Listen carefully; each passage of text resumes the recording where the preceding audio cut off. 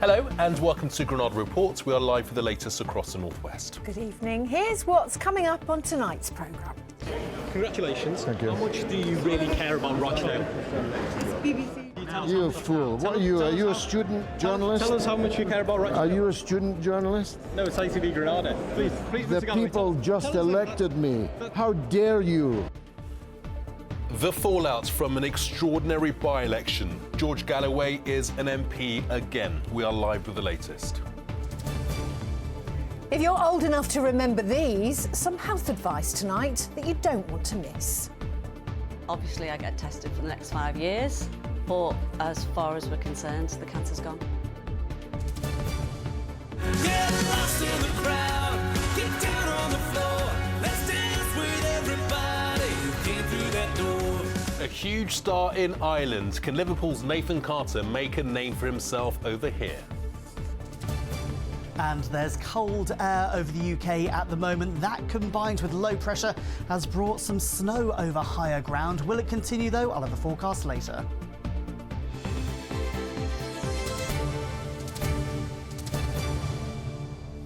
So please do stay with us. But first tonight, the campaign's been described as controversial, chaotic, even divisive. But the result was emphatic. George Galloway is the new MP for Rochdale, getting nearly 6,000 votes more than the runner-up. Labour had a majority of 9,600 and would have been expecting to hold the seat comfortably. But they didn't field a candidate in the by-election, dropping Azhar Ali for remarks he made about Israel. Well, Mr Galloway got nearly 40% of the vote after running a heavily pro-Palestine campaign. Our political correspondent, Andrew Misra, was at court and at the count and sent this report. I do hereby declare that George Galloway is duly elected. He won by miles. Keir Starmer Campaigning on a war thousands of miles away. is for Gaza. This is going to spark a shifting of the tectonic plates. Galloway shifted into pole position, partly by targeting Muslim voters in Rochdale. But some have questioned his commitment to the town. Congratulations. Thank you. How much do you really care about Rochdale?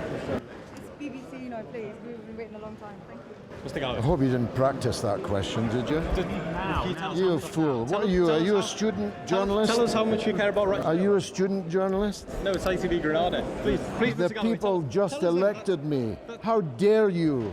We tried again an hour later at the car showroom where Galloway's run his campaign from. I think that you'll be surprised by how well we'll do. I'll get the open-air market reopened. I hope to save the Rochdale Football Club. Labour got themselves into a real mess here, didn't they? How key was that in your win? Well, I think we would have beaten them anyway, but of course... By as much? Perhaps not. Labour ended up in fourth with Azhar Ali, a candidate they dropped for remarks he made about Israel. And square it off.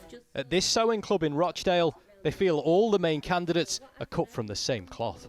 I'm quite disillusioned with politics in general. I don't think that the person who has won has any interest in Rochdale. I think we've been used just to get into Parliament again. But for other voters, the big issue on the table, the war in Gaza, was too important to look past. You need to call a spade a spade. You need to call out the wrongs that Israel is doing in Gaza. That is why we've seen 12,000 people in Rochdale have decided to go with George because of that particular issue. Back at the count, the third-place Tory candidate seemed distraught at the outcome. He's going to be poison for a town. He's not going to do what he says, and he's just making our great town into a circus. It's such a bad day for Rochdale. A good one for David Tully, though. The local businessman stood as an independent and came second with more votes than Labour and the Conservatives combined. I feel very proud to be part of that. And like I say, I'm thankful that the people of Rochdale have stood up and give ourselves a voice. And I feel, the main part is a tried and tested, and this is maybe the start of something in our little town. Do you think people have forgotten about Rochdale itself in all the fanfare and furore around this election? Yeah, I certainly do, but that's why I'm here. It was a tough night for the Liberal Democrats and for former Labour MP in Rochdale, Simon Danchuk. whose Reform UK party say he received a death threat during the campaign. In the end, though, it was all really about one man with a plan. Great result, man. James, you drive. It's the beginning of something big. And he says he's only getting started. Andrew joins us live from Rochdale now. Andrew, was this simply about George Galloway benefiting from Labour not fielding a candidate? Yeah, and I think it was definitely a big factor, but Galloway winning by such a big majority suggests that there are other things at play here. Chief among them, I think, is Gaza. We know that that's an issue that a lot of voters here feel strongly about, and it was a feeling that Galloway was able to exploit. Galloway's had a long, controversial political career. He was first elected as a Labour MP back in the 80s before being expelled by the party in the early 2000s. Over the years, he's appeared to support former Iraq President Saddam Hussein and also appeared on Celebrity Big Brother and pretended to be a cat. But what he is a very effective political communicator, and I think we saw that in his speech last night. He spoke for nearly 10 minutes, didn't appear to have any notes, and it was all quite reminiscent of another speech he made a decade ago when he won a by-election in Bradford. So he has done this kind of thing before. And Andrew, George Galloway said Rishi Sunak and Sir Keir Starmer had, in his words, their backsides spanked by that Rochdale result. What have they had to say today? Well, Labour's apologised to voters in Rochdale, and the Greater Manchester Mayor Andy Burnham has also reiterated that voters here have been let down. Here's what the Labour leader Sir Keir Starmer said earlier, followed by the reaction from the Prime Minister. Galloway only won because Labour didn't stand a candidate. I regret that we had to withdraw our candidate and apologise to voters in Rochdale. But I took that decision. It was the right decision. And when I say I've changed the Labour Party, I mean it. Obviously, we will put a first-class candidate, a unifier, before the voters in Rochdale at the general election. By all accounts, one of the most divisive campaigns that we've seen in recent times. You know, I'm pleased that the Conservative Party was the only party to run a really positive campaign focused on local issues with a great local candidate, Paul Ellison, and well, that's where we are. Well, the Prime Minister has just been speaking outside Downing Street this evening and said that he's alarmed at George Galloway's election. As for George Galloway, he'll be sworn in as the new MP for Rochdale in the House of Commons next week, and I think a lot of MPs will be very worried about the prospect of a noisy and emboldened Galloway returning to the chamber. He may well have called me a student journalist overnight, but I think he'll be hoping to teach his own lesson to Westminster over the coming months. Yeah, let's see how this plays out in Parliament. Andrew in Rochdale, thank you.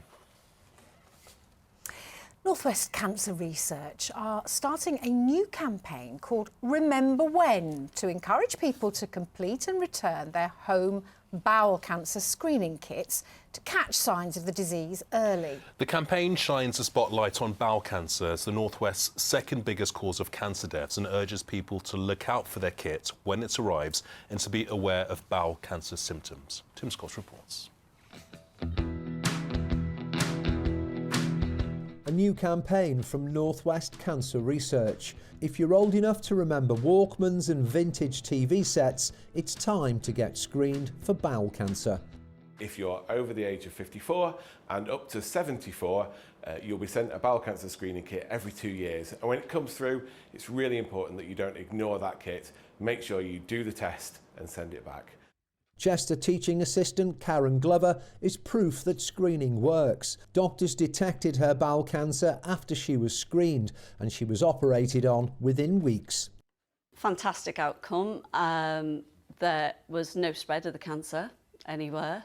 Obviously, I get tested for the next 5 years, but as far as we're concerned, the cancer's gone. What do you think would have happened if you hadn't sent the test back in a timely fashion? I think the cancer would have progressed. I think the cancer would have spread. I had no symptoms whatsoever to suggest that I should go to the doctors. So doing the test basically either saved my life or stopped the cancer from advancing and me having to have lots of further treatment. If we detect the disease at an earlier stage, two things. One, your outcome is much better, and two, importantly, we have more treatment options available. The campaign to get screened quickly comes as the North West's figures for bowel cancer remain grim, with nearly a third of people failing to return their test kits for analysis. Does the North West then have a specific bowel cancer problem? It does, unfortunately. I mean, colorectal cancer is the second commonest cause of cancer death in the United Kingdom. However, the North West is a particular outlier compared to all other regions in the country. Both the incidence is the highest and the outcomes after diagnosis are also amongst the worst in the country. And that probably reflects the fact that we're picking up the disease at a later stage and not an earlier stage like we are in other parts of the country. The message then couldn't be clearer. Return those screening kits back when you're asked to and give yourself every chance of staying free from bowel cancer. Tim Scott, ITV News. Well, the former Everton footballer Kevin Sheedy was diagnosed with bowel cancer in 2012 and says his life was saved by an early diagnosis. Yeah, he came into our studio earlier to tell us his story. I'd gone to visit my GP. I noticed there was blood in my poo and it didn't seem right, so I had a camera test and they detected a tumour. But when you actually get told the news, you sort of get told you got bowel cancer, and then whatever else got said just went over my head. So it was really quite frightening. But fortunately for me, because of early detection, I was successfully treated. I lost my mum to bowel cancer and my father was successfully treated with it. So it's been in the family sort of thing. So, but as I say, it's still a massive surprise when you do get told the news. Now, this campaign's been launched, trying to raise awareness, trying to encourage people to get themselves tested and detect bowel cancer if they do have it at an very early stage. I mean, what do you make of the campaign? Why is it so important for you? It's absolutely vital. I mean, people get sent kits and you do a stool sample and it gets sent away. It's as simple as that. And you find out very quickly whether you're clear or whether you have got bowel cancer. What would you say the future would look like for somebody that does get tested at an early stage? It makes it so much easier. The operation is that much easier. I didn't need any chemotherapy or radiotherapy, so I was very lucky. They're so skilled, these surgeons. If you get detected early enough, then it's quite simple. The longer you leave it, the more likely it is you're going to lose your life. I can imagine there are men who tend to be worse than women when it comes to getting themselves tested. I know I'm speaking, from my own experiences, going out and going to see a doctor, and it takes somebody else to kind of encourage me to do so. I mean, in your experience, are you finding that is the case when it comes to blokes? It is. It's big, strong people. They're sort of embarrassed. They don't want to go and see the GP. But fortunately, over the years, people have come to me, written letters that, thanks to my awareness, that their dads, their brothers, their uncles, their sons, they've gone and got early detection, and it saved their lives. Are there any particular cases that spring to mind? People that you've helped, people that have gone and get tested because of conversations that you've had? One of my players I played with, he had a kit sent to him. He sent it off, and it came back. He did have bowel cancer, and he was the same, big, strong lad. Didn't really want to do it. Didn't really want to go to his GP. Unfortunately for him, that he did send the kits off and got successfully treated. So just finally, Kevin, I mean, what would your message be to our viewers this evening who are watching this and they get a kit through the post, but they might think that they'll worry about it tomorrow or the day after? Well, I think the only way to say it is if you put the kit in the bin, you're throwing your life away. Kevin, thank you very much for your time. Thank you, Gamal. More of the day's news now, and the gas company Cadent has said they carried out an inspection just 2 days before a suspected gas explosion destroyed a house in Bury. Residents on the streets reported a gas smell to the supplier, but their checks found the pipes were sound. Demolition work began this morning on 3 damaged homes on Nelson Street. A woman in her 70s remains in hospital with serious injuries.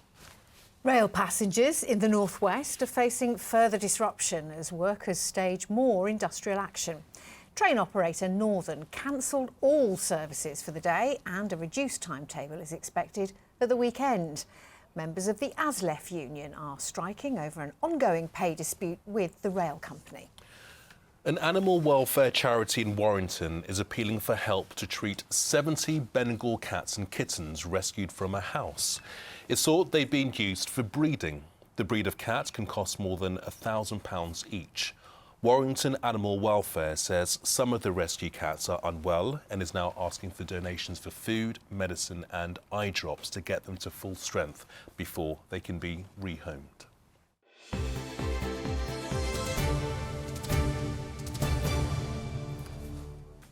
OK, still to come tonight. Aside from bragging rights, there's plenty at stake in the Manchester derby this weekend. And it's the first day of March, the first day of meteorological spring, but for many, it's felt more like winter. I'll have your forecast later in the programme. And here's what's coming up on the ITV News a little later. Coming up, by-election upset as controversial candidate George Galloway gets ready to return to the Commons. He took almost 40% of the vote in Rochdale and took aim at Labour's leader over his stance on Gaza. Racing to deny inappropriate behaviour. Formula One's Christian Horner continues to deny wrongdoing after alleged WhatsApp messages are leaked.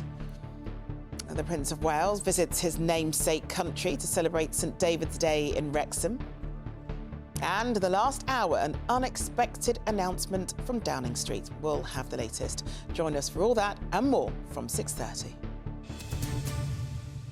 It's time for sport now, and it's derby weekend in Manchester. Here's Mike to tell us. Yeah, always one of the highlights of the season, and this one will be no different. Aside from bragging rights, there's plenty at stake for both Manchester City and United when they meet at the Etihad on Sunday. City could find themselves 4 points behind Premier League leaders Liverpool going into the game. That's if Jurgen Klopp's side beat Nottingham Forest tomorrow, while United are still hoping to break into the top 4. David Chisnall reports.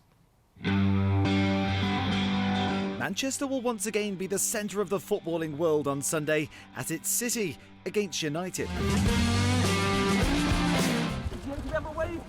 This is the first derby since Sir Jim Ratcliffe became a co-owner at Old Trafford. The billionaire has set his sights on knocking the neighbours off their lofty perch as the dominant force in English football. It's a sentiment that adds extra spice to a fixture that's already full of flavour. I'm pretty sure they will work to reduce that gap. And it's not easy for United, you know, to come from an incredible successful period with Sir Alex. 18th was Liverpool, 19th was United, and now we are 7 Premier League, 11, 12 years, but it's happened. Players are ready for it. Players are looking forward to it. I can smell it. The spirit is very good. We are united. We are in togetherness now to make a good game plan. We have it done before. And against City, lately also against Liverpool. Both teams warmed up for this derby at the Etihad Stadium with FA Cup wins in midweek. And it's Haaland, and there's the hat-trick. Erling Haaland was back firing on all cylinders with 5 goals as City moved to 18 games unbeaten in all competitions. While United needed the cool head of Casemiro at Forest and now have only lost once in 2024. So both clubs have decent results, but fans have differing moods ahead of this one.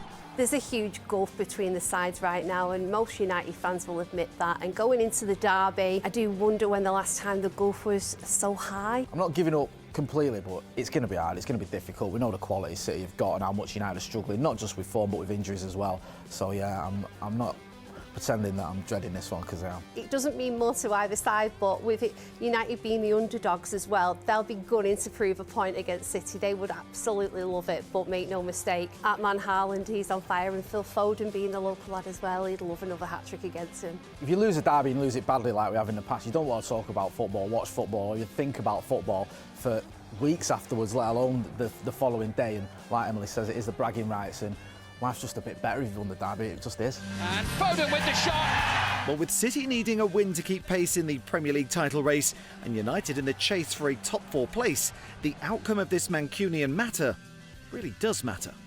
David Chisnall, ITV News, Manchester. Next, and Everton manager Sean Dyche wants to cap a good week for the club with 3 points at home to West Ham tomorrow. The bottom half of the Premier League table makes for far better reading than a week ago after the Blues saw that 10-point deduction reduced to 6 earlier this week. After a draw at Brighton last weekend, this could yet turn into an 8-point week for the club. We just come away right at the end to not take all 3 down at Brighton, but arguably over the game, you know, you could argue, well, OK, you'd accept the point. It's a tough place to go, we all know that. But adding on with the points given back, and then if you can add on a win on the back of that, obviously that, as you rightly say, would be a very good week. To some good news at last for Rochdale. The National League side looked set to be saved after American firm World Soccer Holdings agreed a deal to buy the club. Last month, Chairman Simon Gage said Dale could face liquidation without new investment by the end of March. Today, his outlook is far brighter. They're from a football background. They're excited to get involved in English football.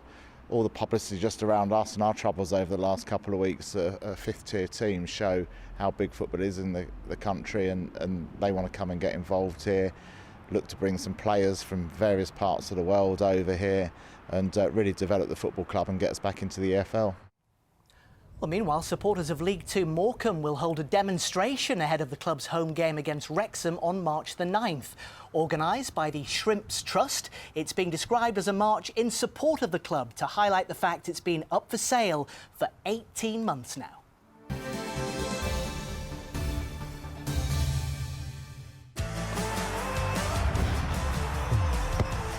Getting that winning feeling.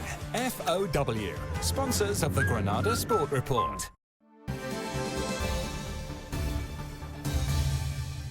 Finally, to a great night for Stockport's Nathan Aspinall as he recorded his first Premier League darts victory of the season. After seeing off both Peter Wright and world champion Luke Humphries, he beat Rob Cross 6-2 in the final in Exeter. The win moves him fourth in the table after 5 rounds of competition.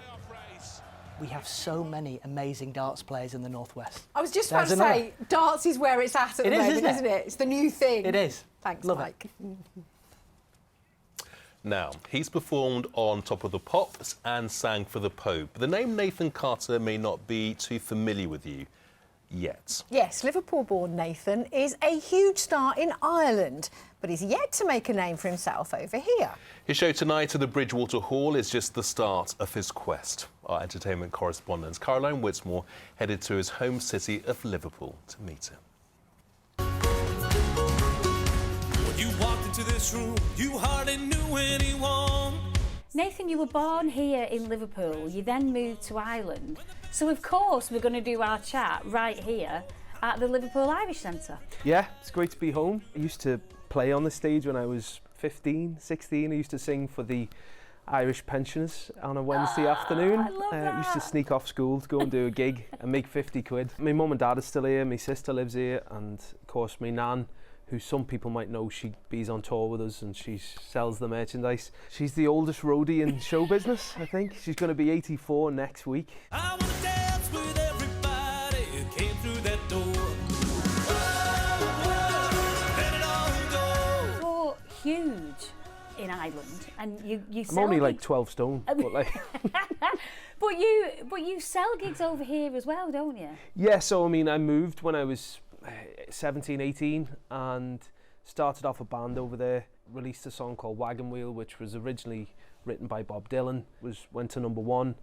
I ended up on all the TV shows, got my own TV show for 2 series on RTE, which is the main broadcaster in Ireland. The fans will love this new album then, because it's called Music Man. Yeah. And the single off it is Dance with Everybody. Get lost in the crowd, get down on the floor.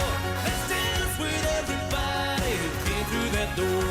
What's the reaction to you like in Ireland then? You get like mobbed? I wouldn't say mobbed, but I do get asked for pictures quite a lot. Generally, it's, would you do a video? And I'd say no problem. It could be like 21-year-old, and then she might come up and say, it's actually for me 90-year-old granny. Would you do a video for her? No problem. Yeah, of course will. You spent 17 years living here in Liverpool. Then you went to Ireland, because you've still got the accent. I love that. It's funny, because when I'm over here, a lot of people say you sound so Irish, and then when I'm there, everyone's like, you're so Scouse. You're performing at the Bridgewater Hall this evening. Tonight, yeah. It's a sell-out gig. We do sell out a lot of venues. We've done the Palladium in London 7 times, sold out, but I'm not really known. We're on tour this month, and then Sunday the 10th of November, we're going to be in the Philharmonic Hall in Liverpool. I used to sing there when I was a kid with the choir. Back in Liverpool for a big night out. Nathan, this is your famous nan. It is. Oh. Are you Nathan's biggest fan? I'm definitely his biggest fan.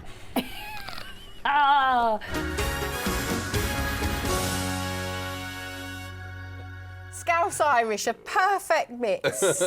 Nathan Carter, remember him. Yeah. Let's see what the weekend weather has in store. Here's Ross.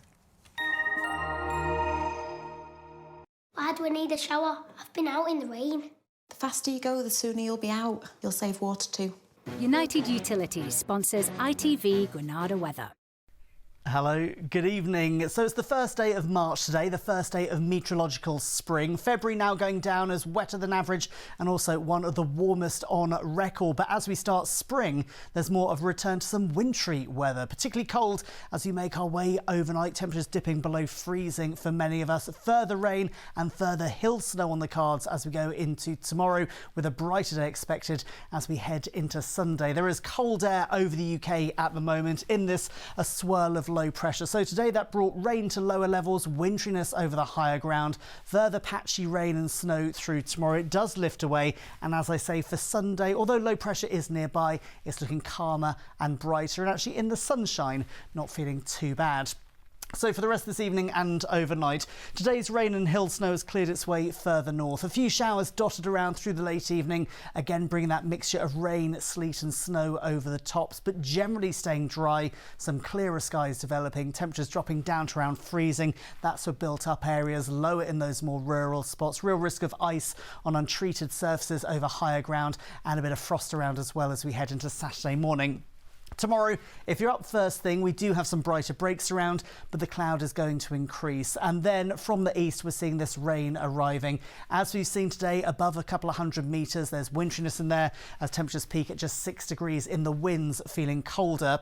Further rain, bit of hill snow taking us through the later part of Sunday. Overnight, though, some clearer skies, brighter conditions starting Sunday, although temperatures will be struggling just a little bit.